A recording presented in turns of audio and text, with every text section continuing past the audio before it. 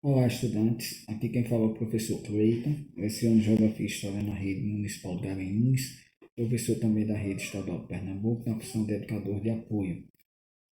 Nossa aula de hoje será sobre a Mesopotâmia, né, o berço da civilização.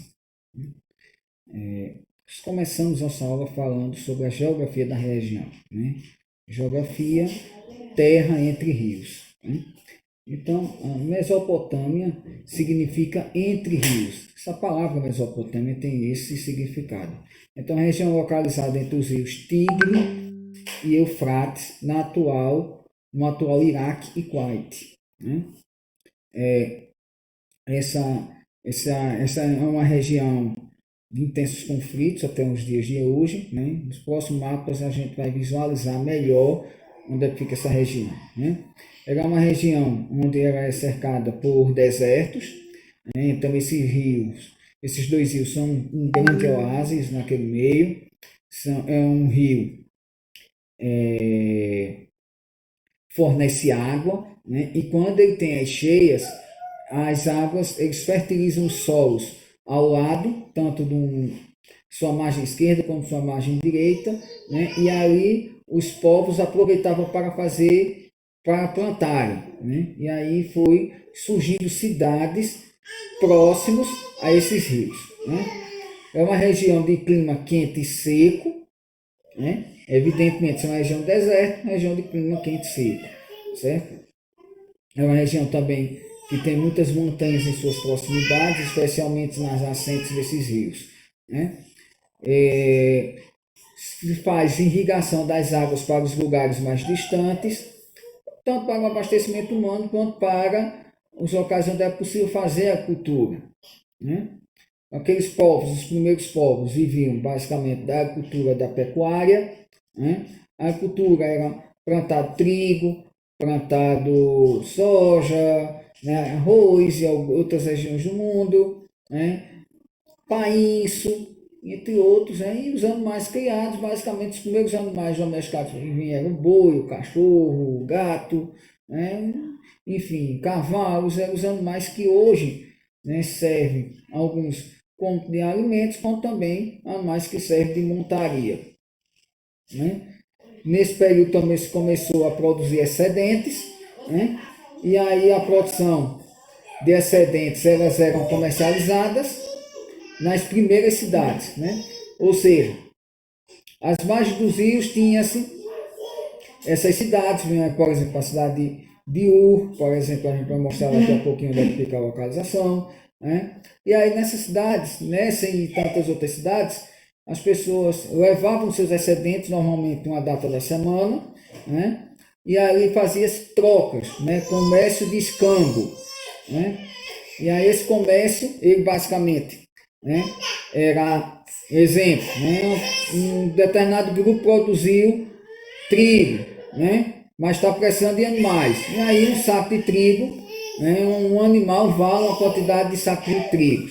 Então essa foi a forma de comércio primitivo. Desenvolveram também a astronomia, a matemática e as primeiras formas de escrita foram chamadas de cuneiformes.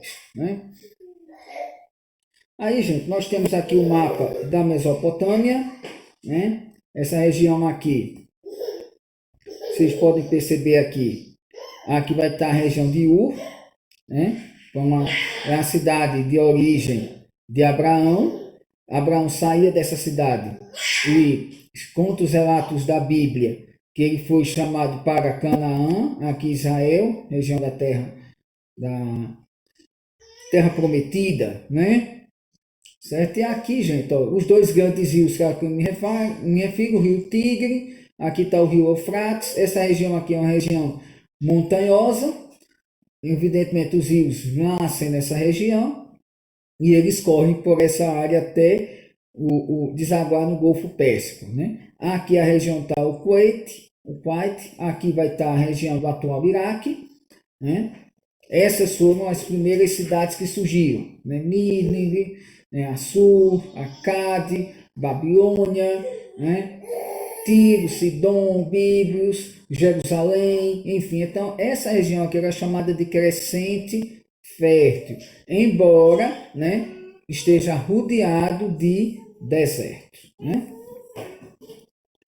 Bem, gente, falamos um pouco agora da sociedade na Mesopotâmia, né? A sociedade ela tinha dois grupos, né? Tinha os cidadãos livres e tinha os escravizados, né? E aí a gente representa uma sociedade através de pirâmides, certo? Quanto mais próximo do topo, maior o poder. Então, na época, na Mesopotâmia, aqueles que tinham maior poder era o rei, né? Por isso que ele está aqui no topo da pirâmide social. Depois do rei, nós tínhamos os sacerdotes, né? Os sacerdotes eles têm sempre uma função primordial nas sociedades, porque é aquele que liga o ser humano às divindades, né? Os militares, depois, esses têm a função de proteger o território. Basicamente, a maioria desses territórios eram territórios facilmente invadidos, né?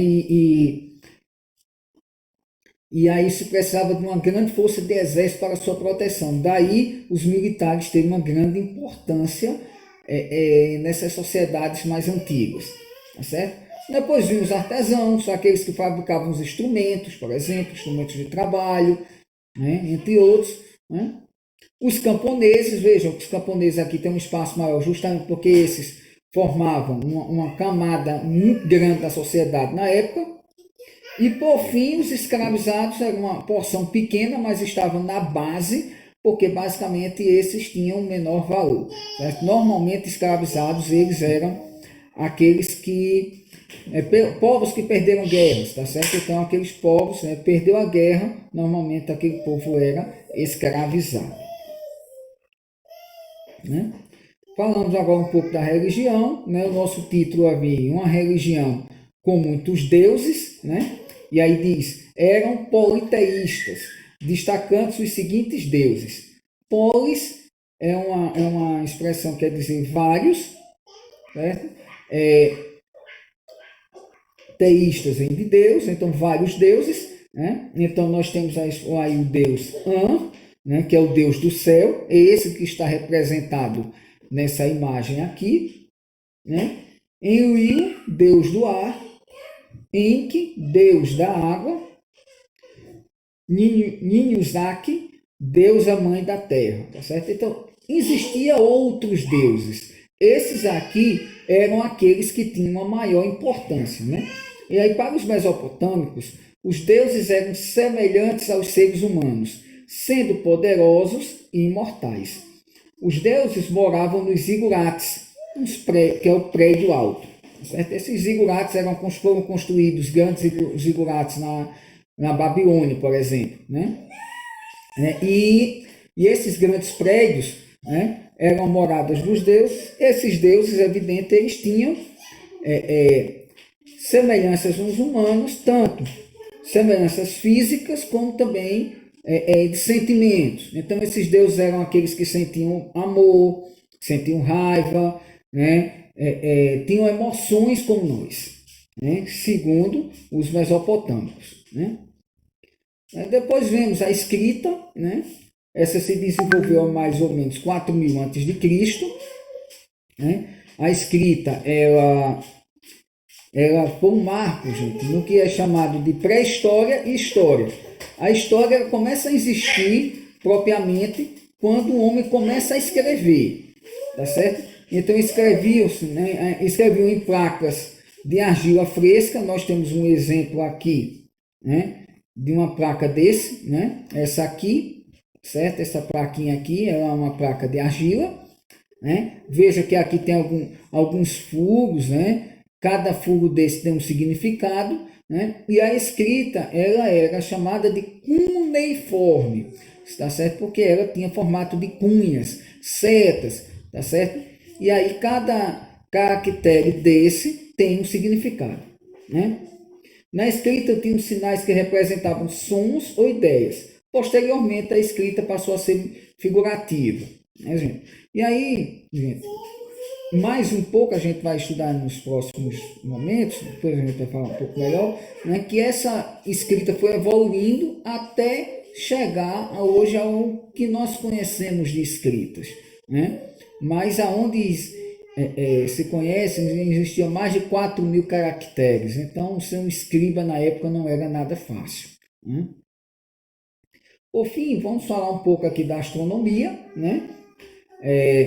Certo? Não diferenciavam a astronomia de astrologia, né?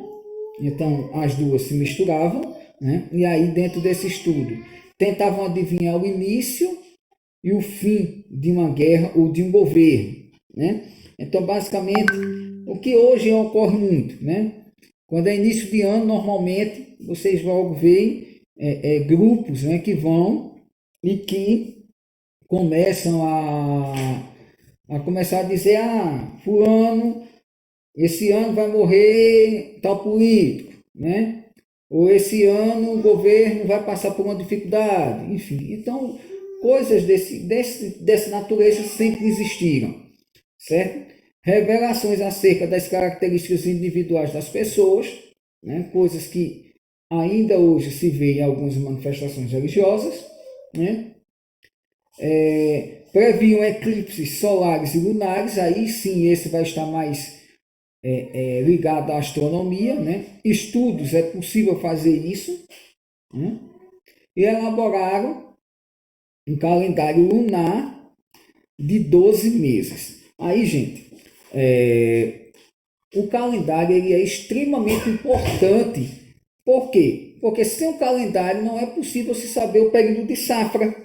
Não vai ser possível se saber qual é o período que vai ser possível plantar, qual é o período de colher, tá certo? Qual é o período das chuvas. Então, baseado nisso, os homens naquele período, né, eles começaram, criaram um calendário. Esse calendário ele é essencial para todas as atividades humanas, inclusive para a produção agrícola, né, que naquelas épocas, né, até pouco tempo atrás, a sociedade era uma sociedade agrária, tá certo? Então, o calendário foi de fundamental importância para isso, né? Estamos concluindo nossa aula, né? Se você gostou, dê seu joinha, compartilhe com seus colegas, né? E se você não gostou, coloque seus comentários abaixo do vídeo para que a gente possa melhorar as próximas aulas.